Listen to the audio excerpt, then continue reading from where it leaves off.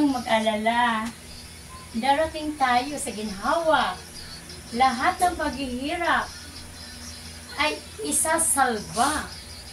Ikaw at ako ay magkaroon ng isang plano. Anong klaseng plano ang gusto mo? Ako ay isang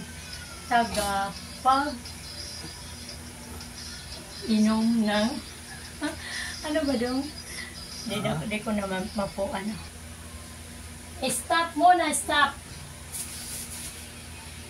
Ako isang mahirap lamang. Pero ang sabi nila ay magtiis lang. Ngunit ako ay nandito upang taguyod ang lahat ng paghihirap ko. Oh, diba? Basta ang masasabi ko, huwag kang atras sa mga atraso mo. Basta ang lahat ng yan ibabayaran ko. Oh, Diyos ko, ano ba naman ito? Diba, mamaya mag-inom tayo ng Red Horse para maging masaya. Ikaw at ako. Ay, yan ang mga bunga ng mga walang pera, guys. Kaya, kailangan lang natin magsaya.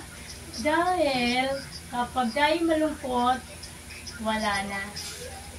Ganyan lang. Ayan. Ito yung aking bag. Hindi ko na ipapakita. May laman o wala? Wala. Lagay, tapon mo yan. Yan, di ba? Kaya, ang gusto ko, maging masaya. Ano ba yan? Panawagan sa lahat ng walang pera tulad ko. Sa mga taong tulad ko na walang pera at maraming utang.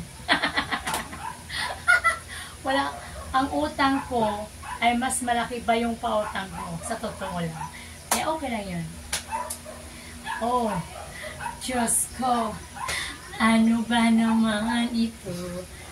Diba, huwag kang mag-alala. Ang mahalaga ay maisalba. Yan ang sinasabi ko na sa inyo. Maisalba lang ang lahat. Panalo ka na. Diba? Yes!